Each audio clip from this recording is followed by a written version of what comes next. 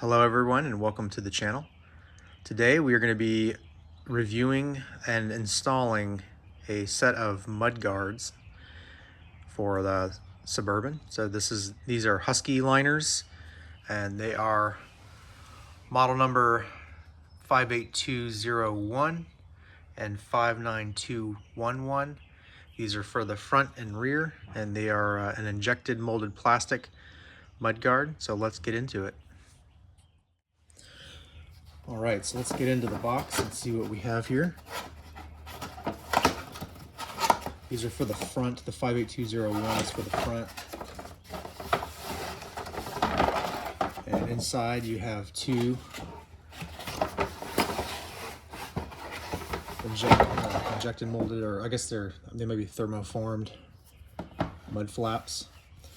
Fit and finish on these is pretty good. It's got the marking on it for the right hand and left hand, front and rear, and these are supposed to install with the factory screws.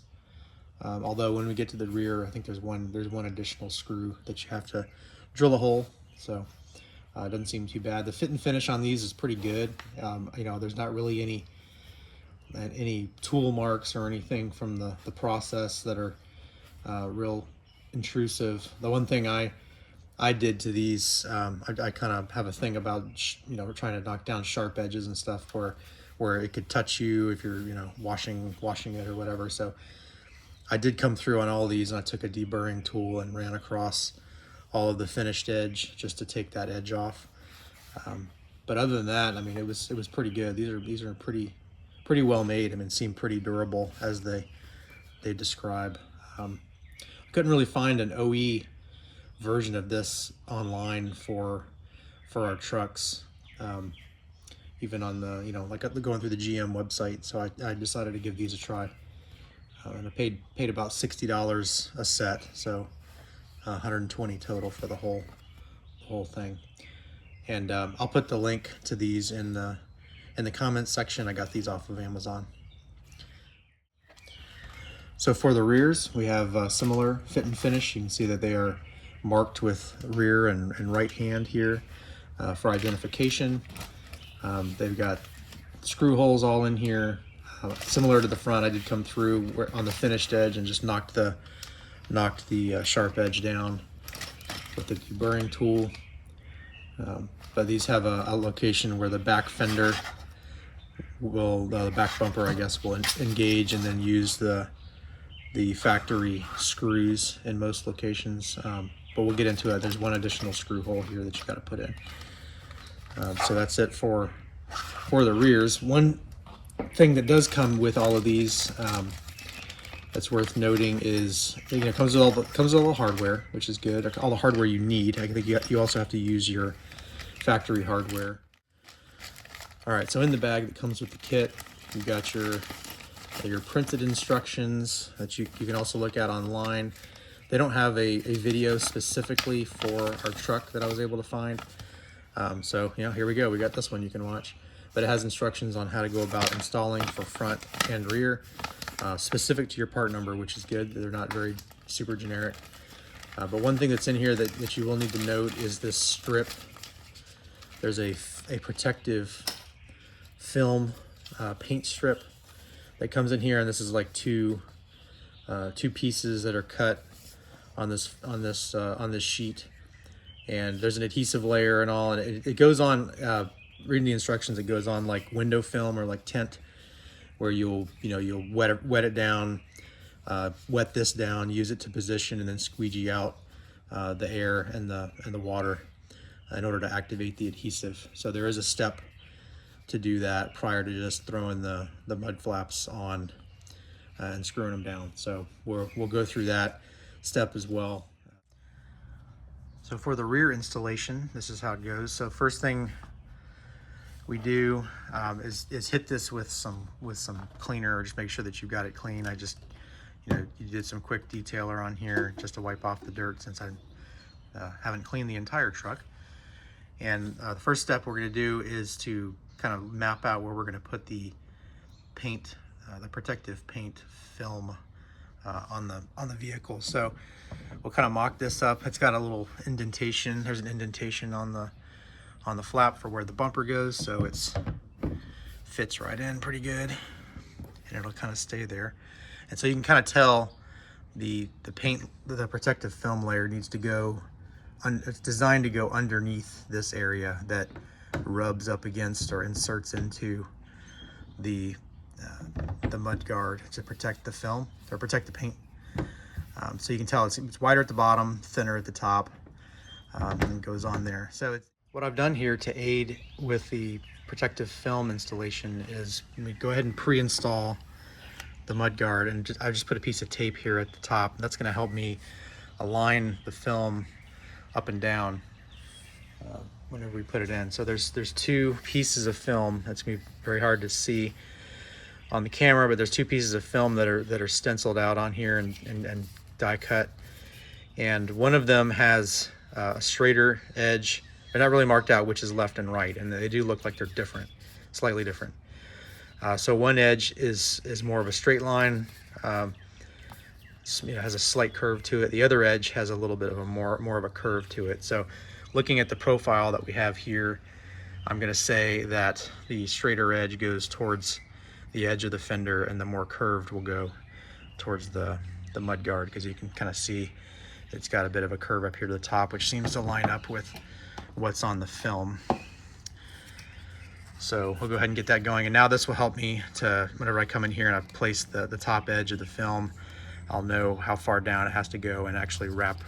Looks like it'll wrap underneath the fender for a sec. So what the instructions they gave for installation is to take a spray bottle and put in a couple drops of dish detergent. And so we've got that here, and then you just kind of wet the area that it's going to go, and then you also wet the film itself. We'll wet that and then peel it off, and then that will allow you to kind of position it correctly before nailing it down. And then I just got I'm just using a putty knife here just as a squeegee to squeegee out the water once we get it placed. So I'm gonna put the phone down and we'll go through that.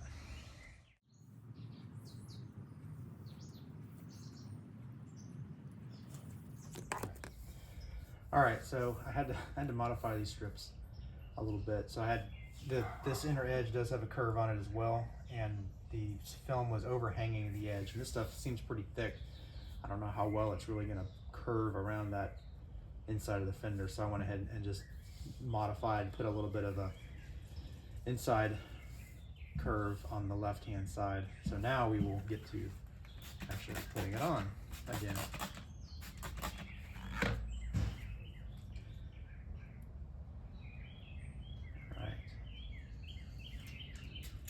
Backing paper off, and the wet will allow you to position it where you want it to go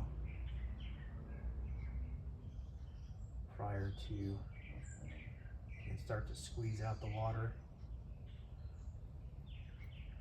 prior to nailing it down. I'm going to position it up just a touch so that it's slightly above my tape mark, because I want it to overlap the top a little bit. So then what you do, you gotta hold it down. You're gonna hold it down pretty good and just start to squeegee out the water. You don't have to go real hard at first. I'll go ahead and take this tape off. Take the tape off. And once it starts tacking up, because you're getting the water out, you can squeeze a little bit harder, but make sure you're holding it down. And then curve it under the fender, and then we'll squeegee up. Okay. All right, and then we'll dry off. I'm just gonna dab it dry right now. Yeah, it's kind of hard to see on the film, on the camera. You can see the film. There's a little piece here at the bottom. Doesn't like to take that curve, obviously, but that's okay. The mud flap should trap it, and all the way up to the top there. All right, so we'll let that dry and then we'll go to the next step, putting the flap on. Start on the next step. So there's 3 7mm hex head screws in here that you're gonna want to pop out. So we'll go ahead and get those removed.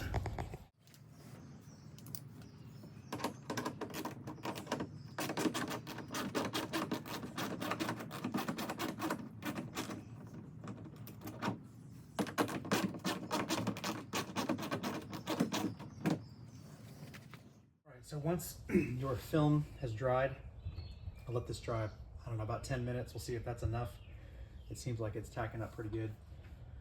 I got the screws out. You got your 7mm hex head screws, 3 of those.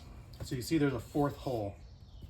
This is the hole that you're gonna have to make. So these 3 will take the factory screws, and then this 4th hole, you're gonna have to punch through the liner.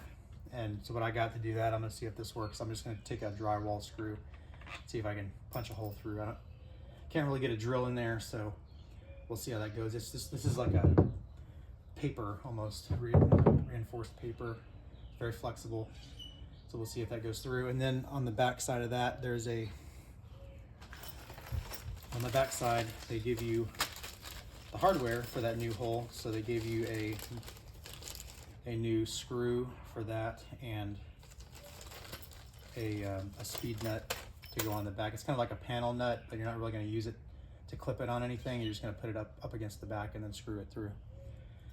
So let's go ahead and get the main holes started. So we'll put this on right in the slot. It's a nice snug fit with that liner on there.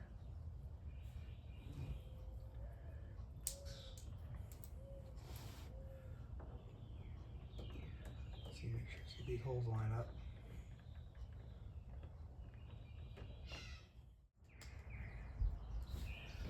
All right, so we're gonna get these snugged up.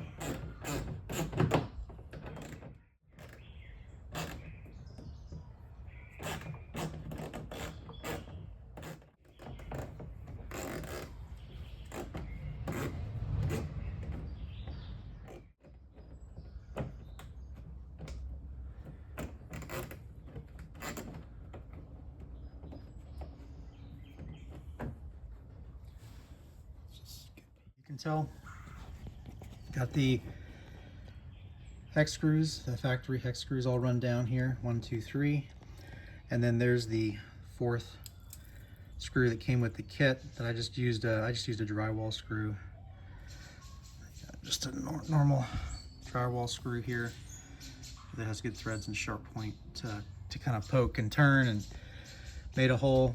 And then on the back side there's a panel nut right there that comes in the kit. They just run that down and tighten it down, and now you're done.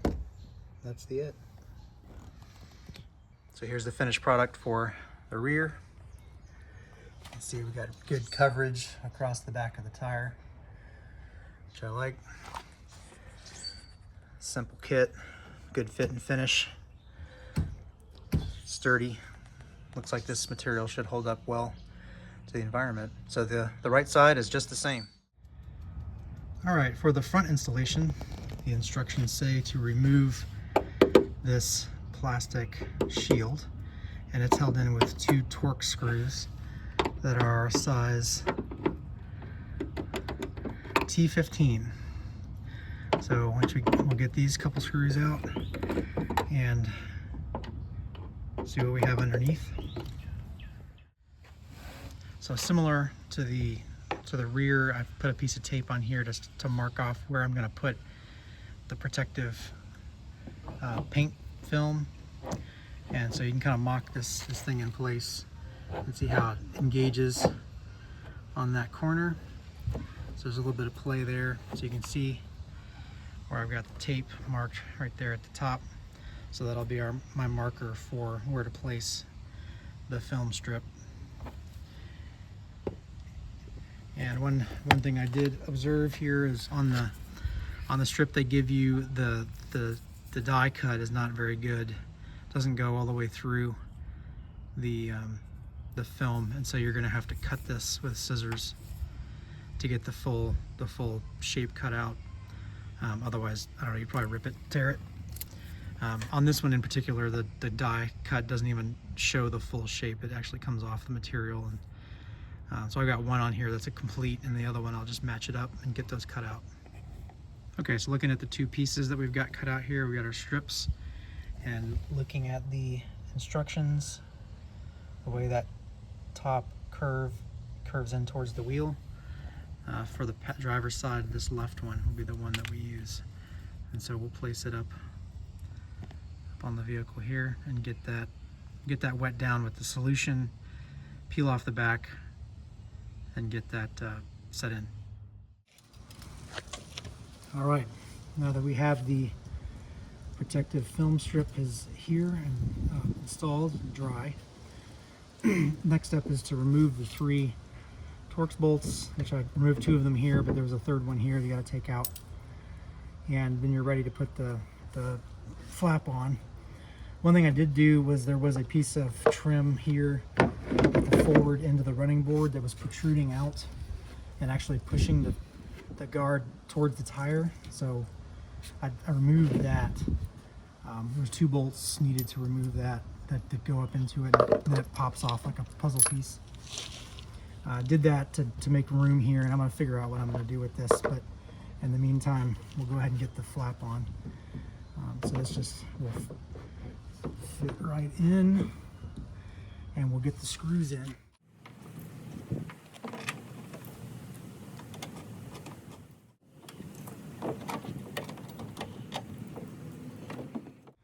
It also helps if you turn the tire. You're going to get access. All right, so we'll get these snugged up and that'll be done. All right, here's a walk around of the rear guards installed. See good tire coverage there. Got the screws, the OEM screws, and then the new that included with the kit. So this is good, solid install. It's not going anywhere. And right, here's the right.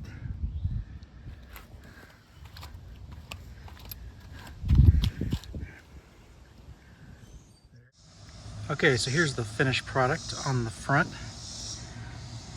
You can see I have the this block reinstalled in the factory location.